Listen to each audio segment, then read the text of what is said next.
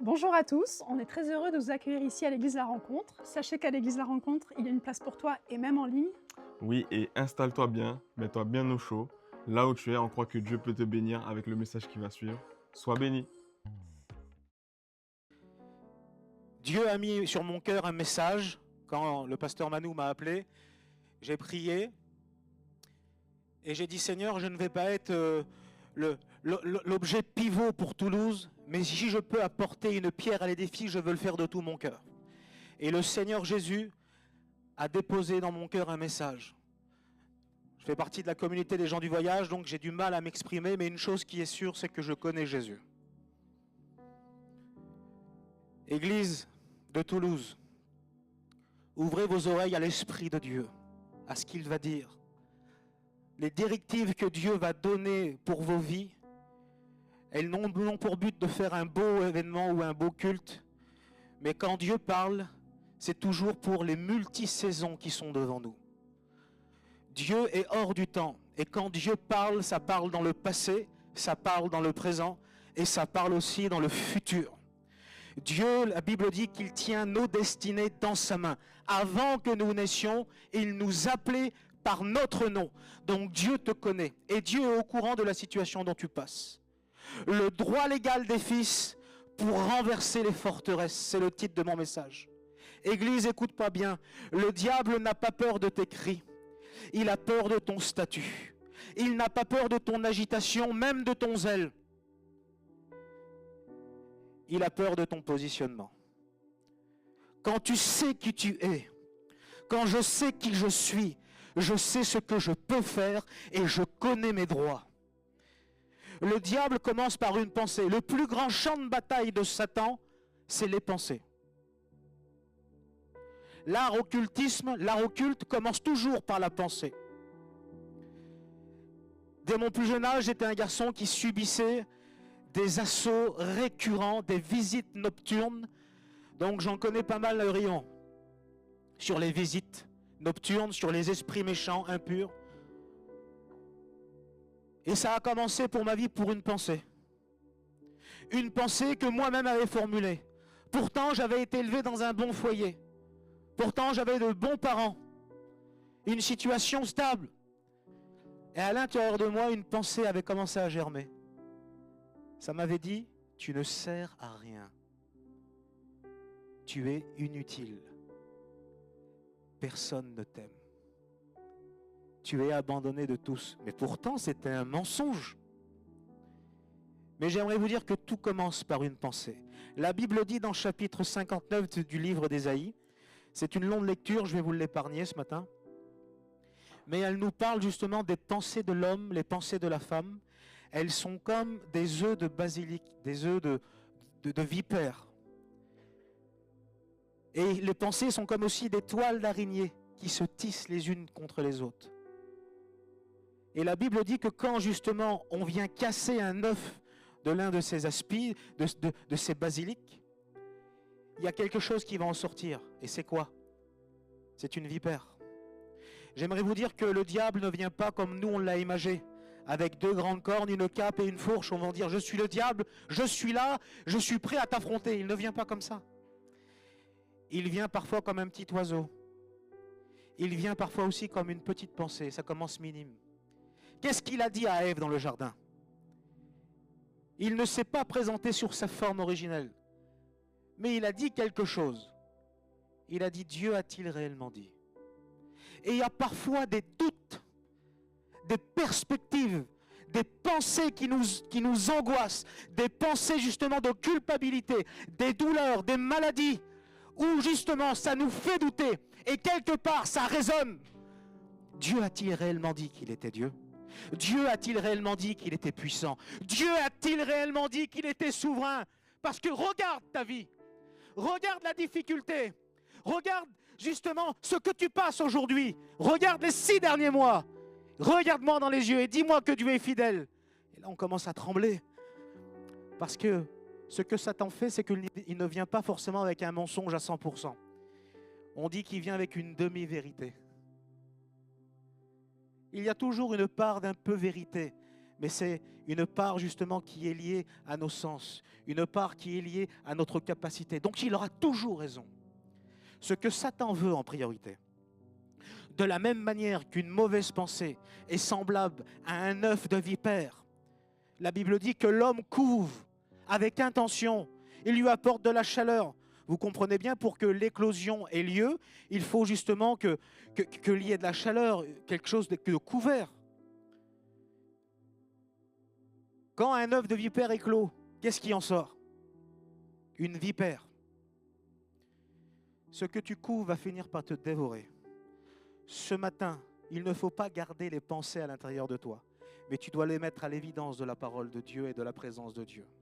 Mettre les affaires sous le tapis ne va pas arranger les choses. Ce qui arrange les choses, c'est une femme, un homme qui se dit « Seigneur, tu connais mon cœur mieux que quiconque. Ce matin, je fais un face-à-face avec toi. Viens changer, Seigneur, toutes ces semences qui me font du mal, qui me paralysent. » Ça change. La Bible dit que l'Esprit de Dieu se mouvait au-dessus des eaux. Il attendait qu'une seule chose, c'est la prononciation de Dieu. La parole de Dieu, la foi attend qu'une seule chose, se poser, non pas sur ce que tu crois, mais sur la parole souveraine. Et nous allons voir ensemble ce que la Bible dit à notre sujet. Vous avez compris que ce que le diable veut attaquer en priorité, c'est notre perception de Dieu, notre perception de nous-mêmes, notre perception du péché. Quand la perception change, la direction change. Et c'est ce que Satan et les ténèbres veulent que nous fassions. La Bible dit dans Proverbes, verset 23 au chapitre 7, « Car il est comme les pensées de son âme. Ce que tu penses va définir ce que tu es. Ce que tu penses va définir ce que tu vas vivre. » Tout commence par la pensée. J'aimerais te dire que tu ne deviens pas ce que tu combats, mais tu deviens tout au tard ce que tu nourris. Et les ténèbres le savent très bien. C'est pour ça qu'il y a assaut sur assaut.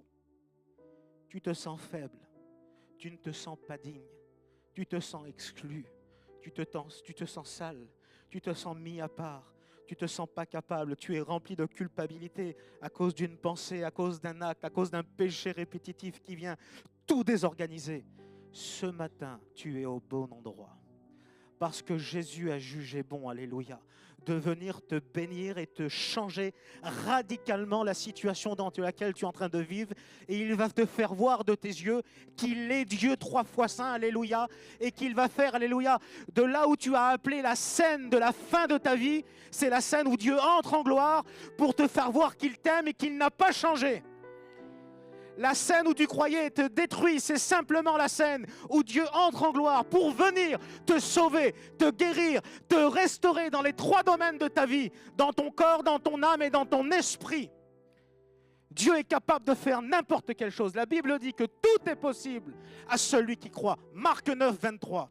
Et je m'appuie sur la parole qui est l'autorité suprême sur ma vie. Si Dieu a dit que tout est possible à celui qui croit, alors je veux faire silence à ma chair et écoutez ce que la parole dit à mon sujet.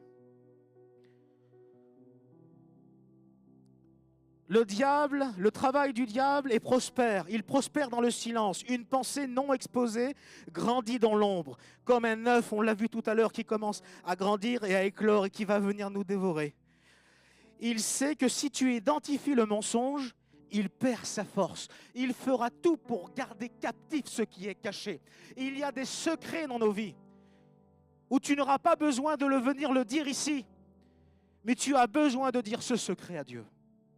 Tu as besoin de vider ton cœur devant la présence de Dieu. Qu'est-ce que Jésus a fait dans le désert? Écoutez-moi, il ne faut jamais discuter avec le serpent. Il faut couper la source. Comme Jésus a dit dans le désert, il est écrit. Au moment où Jésus fut baptisé, l'Esprit de Dieu descend comme une colombe et la voix de Dieu se fait entendre. Et Dieu va dire, voici mon fils. Et c'est ce qui s'est passé dans ta vie. Quand tu as accepté Jésus dans ta vie, quand tu as accepté, quels sont ceux et celles qui ont accepté Jésus ce matin? Levez vos mains. Levez vos mains, ceux qui ont accepté Jésus comme sauveur et maître. Alléluia, vous êtes bénis. Dieu a dit sur vous, voici ma fille, voici mon fils. Tout de suite après, l'Esprit de Dieu conduit Jésus au désert et Satan vient à la rencontre de Jésus. Et il va dire, si tu es vraiment le Fils de Dieu, Dieu a-t-il réellement dit? Qu'est-ce que Jésus va dire? Il ne va pas dire, moi je suis le Fils de Dieu, je suis le Très-Haut qui est descendu matérialisé dans un corps d'homme. Il a dit, il est écrit. Et c'est ce que nous devons faire. C'est ce que nous devons faire. Ne jamais discuter avec les propos de Satan. Vous savez pourquoi? Parce qu'il aura toujours raison sur le terrain des pensées et sur le terrain de la chair. Mais quand tu l'amènes sur ton propre terrain, quand tu le ramènes dans « il est écrit », il est obligé de céder. À 3 reprises, Jésus va dire « il est écrit ». Il est écrit, il est écrit, et à la fin, il va dire « retire-toi, Satan ». J'aimerais te dire que c'est l'autorité que la parole te donne qui te permet de dire « Satan, retire-toi maintenant ». Dites Amen, alléluia. Les armes avec lesquelles que nous combattons, elles sont puissantes selon la vertu de Dieu, elles sont spirituelles. La parole de Dieu, la Bible dit que c'est l'épée. L'épée de quoi? L'épée de qui? L'épée de l'esprit. C'est-à-dire que c'est une épée, cette parole, qui lui appartient. Et quand cette épée, elle est maniée dans les mains de celui qui doit la manier, c'est-à-dire le Saint-Esprit, elle est capable de faire des choses que personne ne peut faire. Elle sépare jointure et moelle. Elle arrive à dissocier le corps de l'âme de l'esprit. Et la parole de Dieu en toi n'est pas là pour négocier ta condition. Elle est là pour trancher, alléluia. Tu ne vas plus vivre de la même manière dont tu vivais au nom de Jésus ce matin. Tu vas recevoir ton miracle. Je le proclame sur ta vie. Là où le mal a dit telle ou telle chose, toi tu vas dire Dieu a dit, alléluia. Et tu vas marcher en nouveauté de vie, alléluia. Je le déclare sur ta vie, pour ta famille, pour la ville de Toulouse, au nom puissant de Jésus. La Bible dit que nous sommes une lettre lue et vue de tous les hommes. Une lettre ne parle pas, mais on la lit, on la voit. Ton témoignage, tu vas être véhiculé, environné par les miracles, environné par la providence divine. Et quand tu vas marcher, les gens vont dire, cet homme, cette femme a quelque chose que je ne connais pas. Et toi, tu vas dire, moi je sais qu'est-ce que j'ai. Je suis aimé d'un amour inestimable. Je suis aimé d'un amour inconditionnel. Je suis aimé par mon Père, qui m'a légué des droits légaux, alléluia. Je suis co-héritier de Christ, le prince de la paix. Et là où le maladie a dit, tu vas mourir, moi je déclare la vie. Là où la dépression vient pour m'anéantir, moi je déclare la stabilité en Christ, alléluia. Et même quand je suis malade, la Bible me promet d'avoir une paix qui surpasse toute intelligence. Il est malade, c'est compliqué. Oui, mais moi je connais un Jésus qui rassure le cœur. Il est le prince de la paix. Et malgré la maladie, je tiens stable parce que je ne suis pas à demi-fondement sur la peur et la parole. Je suis à 2 pieds égaux sur la parole de Dieu, le fondement solide. Et tant que je ne bouge pas d'ici, je ne peux pas tomber. Pierre, voyant Jésus sur les eaux, il le voit. Il lui dit, si c'est toi, Jésus, ordonne que je vienne à toi. Il lui dit, viens. Pierre va sortir de la barque. Il va marcher sur la parole de Dieu. Un miracle exceptionnel. Il marche sur les eaux, mais il marche sur une mer déchaînée, un lac déchaîné. Ça ne suffisait pas de marcher sur l'eau, il faut que ça soit déchaîné. Et là, la Bible dit qu'il regarde à droite, il regarde à gauche, et la peur monte dans son cœur, et il commence à couler. J'aimerais te dire que Satan veut te faire peur. Il veut que tu vis dans la crainte. On va le voir ensemble. Mais qu'est-ce qui s'est passé quand Pierre a commencé à couler? La main du Christ, alléluia, est venue à sa rencontre.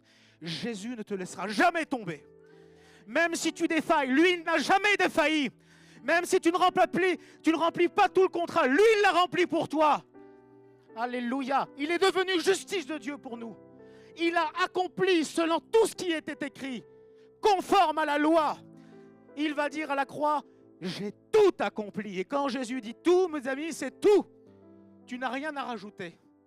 Ce que tu dois faire ce matin, c'est t'efforcer de rentrer dans l'œuvre de Dieu, dans le tout accompli de Dieu. Je fais une lecture avec vous. Romains 8, verset 15. Vous n'avez point reçu un esprit de servitude pour être encore dans la crainte, mais vous avez reçu un esprit d'adoption par lequel nous crions Abba Père. Est-ce qu'on peut dire Abba Père dans ce lieu? Est-ce qu'on peut crier Abba Père, alléluia?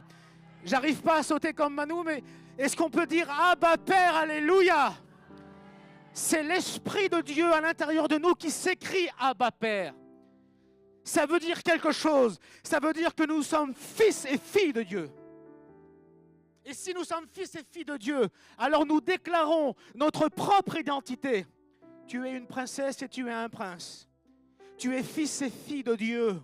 Donc ça veut dire que ce qui appartient à ton Papa céleste, à ton Père dans le ciel, t'appartient aussi à toi. Alléluia. Paul a dit, vous n'avez pas reçu un esprit de servitude, donc la peur n'est pas ton environnement normal. Vous savez, la pensée qui est entretenue, elle commence à être familiarisée. Et s'il commence à être familiarisé, on commence à le tolérer. On commence à l'accepter. L'esprit que Jésus a mis en nous ne nous pousse pas à accepter ce que la gloire a cloué. Mais elle nous invite, alléluia, à marcher en nouveauté de vie. Écoutez, et marcher en nouveauté de vie n'est pas réservé à une élite spirituelle. Elle n'est pas réservée à une catégorie de servantes et de serviteurs de Dieu. Elle est réservée à quiconque croit. Parce que ce n'est pas basé sur ta propre performance, mais la sienne, alléluia. Au nom de Jésus. La peur n'est pas une personnalité. La peur, c'est souvent la preuve que nous vivons en dessous de notre identité. Un étranger, quand il rentre dans une maison, il demande l'accès. Bonjour, je ne suis pas chez moi. Est-ce que je peux rentrer chez vous? Je n'ai ni clé ni rien, c'est pas chez moi. Est-ce que je peux rentrer chez vous? Vous comprenez? Un fils, lui, il sait ouvrir les portes. Vous savez pourquoi? Parce qu'il a la clé. Il est chez lui. Il est chez lui. Le problème, c'est qu'on a beaucoup de fils. On a beaucoup de filles qui prient comme s'ils étaient des étrangers. Mais pas à cause d'eux. À cause du mensonge qui a été communiqué par le monde des ténèbres. L'esprit d'adoption, alléluia, ne change pas seulement ton futur. Il change aussi ton langage, alléluia. Tu vas savoir comment parler. Tu vas savoir comment prier. Tu vas savoir comment dire à cette montagne de sauter, de se déraciner et de se jeter dans la mer, alléluia. En voyant Jésus toujours exaucé, les disciples vont dire, Seigneur, apprends-nous à prier. Et il a dit quelque chose de tout simple. Il a dit, notre Père qui est aux cieux, que ton nom soit sanctifié, c'est-à-dire que ton nom soit mis à part, que ton nom ne soit pas dans la même corbeille que tous les autres noms, que ton règne vienne, c'est-à-dire qu'il est question d'un royaume actif, avec une principauté dans le ciel, qu'il vienne comme au ciel, sur la terre, que ta volonté se fasse. Ça veut dire qu'il est question d'une volonté active, un cœur qui bat, une volonté d'agir, et elle agit dans le ciel, qu'elle se passe aussi sur la terre. Et après il continue, mais c'est tout simple. Il ne faut pas être une élite bizarre, il ne faut pas marcher sur les genoux pendant 150 ans, il ne faut pas passer par une sorte de baptême de souffrance, on va parler de tout ça. Non, il a tout accompli. Et si tu fais de ta vie, écoute-moi bien, le moyen que la présence de Dieu apparaît, l'héritage et le bagage qui suit avec va te suivre. Et les gens qui sont autour de toi vont devenir des dommages collatéraux de la bénédiction. Tu vas bénir les gens même si tu n'as pas envie. Tu vas bénir même tes ennemis, ceux que tu ne veux pas. Ils vont venir vers toi et te dire, écoute, un tel, on a eu des différends ensemble, mais je vois en toi un soleil qui brille. Dis-moi ton secret, alléluia. Il est celui qui dresse une table entre nos adversaires. Il est celui, alléluia, qui a des projets pour nous. Écoutez, si Dieu ici apparaissait, et qu'il nous dirait tout ce qu'il a prévu pour Manu et son foyer, tout ce qu'il a prévu pour vous, tout ce qu'il a prévu pour toi. Tout ce qu'il a prévu pour toi, la Bible dit qu'on n'y croirait même pas. Dieu a prévu des choses extraordinaires pour nous, alléluia. Vous savez, je veux être équilibré aussi dans ce que je dis. Il ne faut pas non plus fermer la porte à toutes nos émotions. Mais il faut que nos émotions soient sanctifiées. Ce n'est pas qu'il faut nier les émotions, nos 5 sens, les capteurs sensoriels, ce que je ressens, ce que je vois, ce que je vis, parce qu'il y a aussi une réalité. Mais il faut refuser que nos émotions gouvernent notre identité. Vous comprenez le sens? Nous refusons, non pas des insensibles en mode « je ne souffre pas ». Oui, mais tu es en train de brûler là. Non, mais non, je ne souffre pas. Ce n'est pas ça la foi. La foi, c'est je ressens ce qui se passe, j'analyse, je suis intelligent, je calcule ce qui se passe, mais ce n'est pas mes émotions qui vont me diriger. c'est ce que Dieu a dit à mon sujet.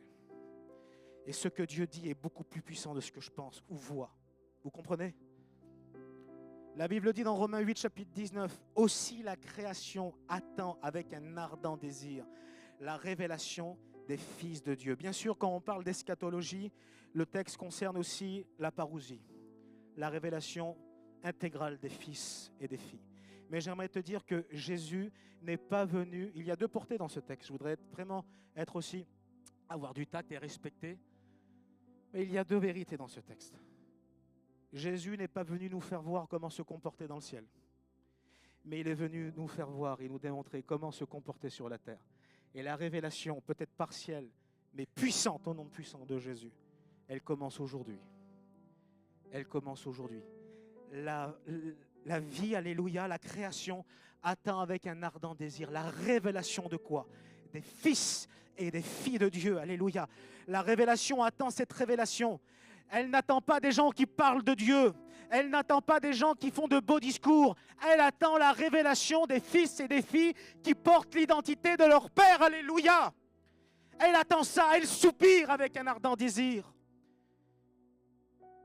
Elle attend des gens dont la filiation devient visible, alléluia. C'est-à-dire paix dans la tempête, c'est-à-dire pureté dans la pression du péché, et c'est-à-dire autorité devant l'adversaire. La révélation, ce n'est pas me mettre en avant, en voulant dire, moi je suis quelqu'un de révélé, je fais ce que je veux. Non, la révélation, elle consiste à mettre Christ en avant. Et si Christ est en avant, rien ne peut t'arriver. Et même s'il t'arrive quelque chose, la Bible dit que toute chose contribue au bien de ceux qui aiment Dieu et selon ce qu'il a appelé, selon son dessein. Parfois, l'épreuve est nécessaire pour nos vies. Mais je me laisse inspirer, je prends les trois contemporains de l'époque, les trois serviteurs de Dieu. Shadrach, Meshach et Abednego, j'ai réussi à le dire. Ils sont devant le roi Nebuchadnezzar, 2 fois j'ai dit. Et là, ils ne veulent pas se soumettre au roi qui leur demande de se prosterner devant de faux dieux. Ils disent même si notre Dieu ne nous sort pas de la fournaise, jamais on se soumettra aux faux dieux, parce que nous servons l'Éternel. Il dit ok, ça marche, 7 fois plus fort la fournaise pour eux. Ils ouvrent la fournaise, ils les jettent dedans. Le roi regarde ce qui se passe. Qu'est-ce qui se passe? La fournaise est là, la difficulté est là. Mais quand le roi voit dans la fournaise ce qui se passe, il voit un 4e homme. Et ce 4e homme a le visage du Fils de Dieu. J'aimerais te dire que l'épreuve qui devait te détruire va révéler une personne qui s'appelle Jésus. Et elle est toute puissante au nom puissant de Christ. Alléluia.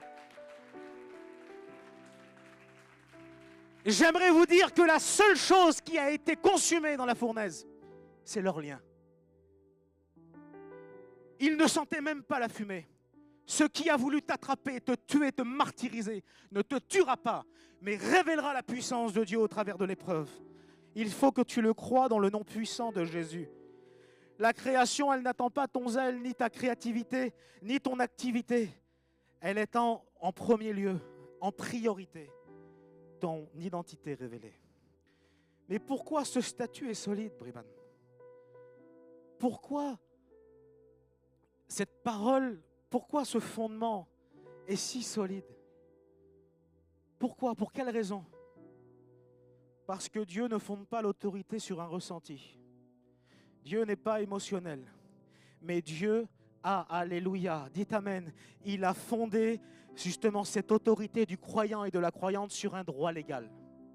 Un droit légal, sur un droit légal. C'est pour ça que tu peux t'appuyer.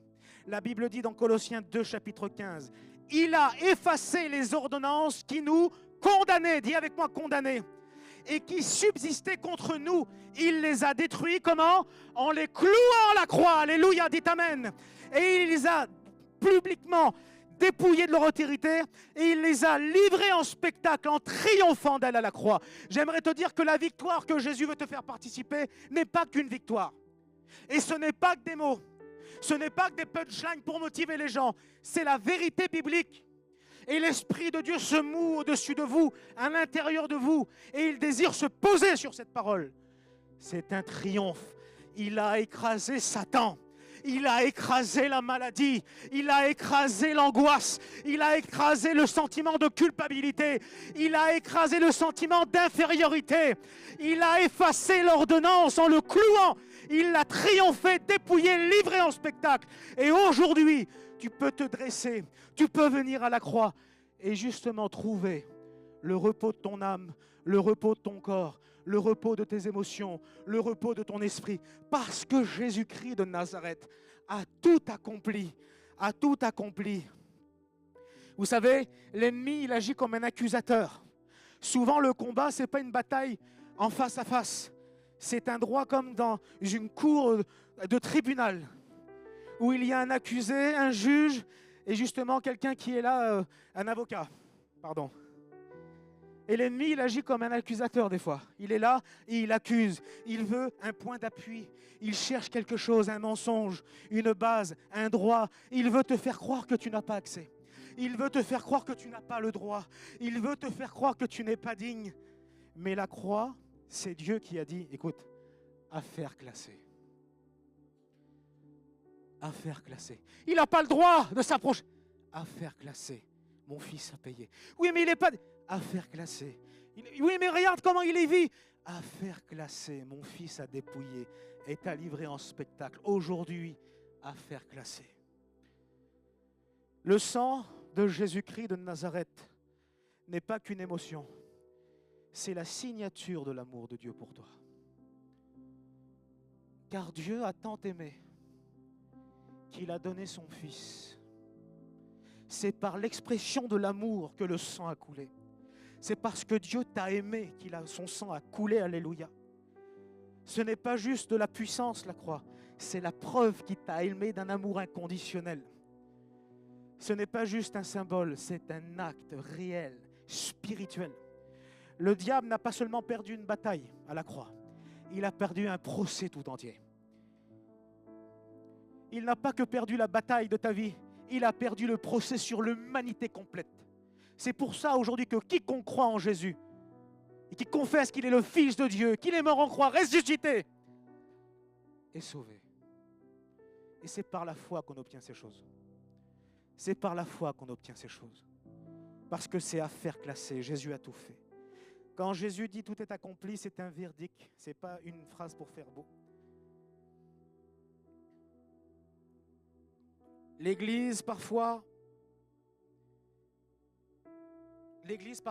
tu sais, je sais que je parle à des gens. Je sens dans mon cœur que je parle à quelqu'un. Parfois, tu n'as pas besoin que... Parfois, en fait, le problème, ce n'est pas que tu es vaincu. Il y a une personne ici ou plusieurs qui se sentent comme vaincus. Vous comprenez? Ils sont comme vaincus. Ils sont là dans l'église, mais ils ont l'impression que la chose domine sur eux. Ils se sentent comme des victimes. Ils sont vaincus. Mais j'aimerais te dire que parfois, tu n'es pas vaincu. Tu es juste mal informé. Tu es juste mal informé. Tu n'es pas sans autorité. Ce n'est pas vrai. Tu n'es pas sans positionnement. Ce n'est pas vrai. L'ennemi ne domine pas par la puissance. Écoute-moi. Mais il domine par un mensonge. C'est un menteur. C'est le père du mensonge. Et à chaque fois dans ta vie où tu vois des ondes qui veulent te faire du mal, où tu vois des choses qui veulent te faire du mal, qui veulent te ramener en arrière en te disant, toi tu n'y arriveras jamais, regarde dans l'état que tu es. Regarde où tu en es dans ta vie aujourd'hui. C'est pas possible. Mais j'aimerais te dire que tout est possible parce que quand Dieu parle, ça marche. Quand Dieu parle, ça obéit. Quand Dieu décrète quelque chose, alléluia, la mer se sépare. Il va dire à son serviteur, tends ton bâton et je divise la mer. Et ce matin, Dieu te dit, mon fils, ma fille, prends position parce que moi j'ai payé pour toi. Moi j'ai payé pour toi. Et j'aimerais, pour ceux qui le peuvent, qu'on puisse se lever ensemble et qu'on prenne position, alléluia, ensemble. La Bible dit dans Luc 10, verset 18, dossier fermé. C'est-à-dire autorité libérée, mais une autorité qui n'est pas stagnatrice, mais c'est une autorité qui marche. Je cite le texte pour vous. Jésus leur dit, j'ai vu Satan tomber du ciel. À chaque fois qu'un chrétien, qu'une chrétienne se positionne, Satan tombe. À chaque fois que quelqu'un se mobilise et dit « Seigneur, me voici, je ne comprends pas tout, je ne suis pas parfait, mais j'ai besoin de toi », Satan tombe parce que son mensonge est mis en lumière. Plus il y a de ténèbres, plus la lumière jaillit. On ne met pas une lumière sous la table, mais on la met sur la table pour qu'elle éclaire. Et ce matin, la parole de Dieu est venue éclairer ton cœur, les coins sombres. Et le Satan, l'ennemi, l'adversaire est en train de tomber. Ce qui te tenait lié, dans le nom de Jésus, ça lâche ce matin, alléluia. Il va dire, j'ai vu tomber comme un éclair. Voici, je vous ai donné le pouvoir. Pas je vous donnerai demain, quand vous serez parfait. Mais il a dit, je vous donne le pouvoir de marcher sur les serpents, sur les scorpions et sur toute la puissance de l'ennemi. Et rien ne pourra vous nuire. Rien ne pourra te nuire. Rien ne pourra te nuire. Rien ne pourra te nuire. Écoute-moi bien, alléluia. Cependant, il va dire, ne vous réjouissez pas que les esprits vous sont soumis. Mais réjouissez-vous que votre nom est inscrit dans le livre de vie. Il n'est pas en train de minimiser l'autorité. Il est en train de l'élever. Vous comprenez ? Il est en train de l'élever parce qu'il est en train de donner l'acte légal de la légation de cette autorité. Il est en train de dire, vous avez l'autorité, pas parce que je vous l'ai donnée, mais parce que j'ai fait de vous mon temple, mon habitation. Vous faites partie de mon corps, de mon ADN. Vous êtes mes fils et mes filles. Votre nom, l'Église de Toulouse, est inscrit dans le livre de vie. Ça veut dire que vous avez l'autorité du Père pour marcher, pour détruire, pour assujettir. Ce n'est pas les ténèbres qui vont contrôler vos vies, ni vos émotions, mais c'est la parole de Dieu. Donc j'aimerais au nom de Jésus qu'on puisse répéter ensemble cette prière. Je renonce à la peur. Je reçois l'esprit d'adoption en Christ. Par la croix, je déclare que ma dette est payée, que toutes les accusations sont annulées. Je refuse au nom de Jésus tout mensonge de l'ennemi. Je retire mon accord de là. Et j'exerce l'autorité que Jésus m'a donnée. Et je marche à partir de la victoire de la croix. On espère que ce message t'a béni. On croit vraiment que Dieu va encore œuvrer dans ta vie et que ce message va t'édifier et que les jours qui suivent, tu verras la gloire de Dieu dans ta vie. Et si tu veux rester connecté avec l'Église La Rencontre, n'hésite pas à nous suivre sur nos différents réseaux. Le QR code s'affiche juste ici, alors n'hésite pas à nous suivre. Et si tu souhaites nous soutenir l'œuvre de Dieu parmi nous, n'hésite pas à flasher ce même QR code et tu peux vraiment nous soutenir, faire un don et vraiment faire un acte de générosité pour nous et ça va nous aider à continuer à faire l'œuvre de Dieu sur la ville de Toulouse et au-delà. Et n'oubliez pas, à l'Église La Rencontre, il y a une place pour toi.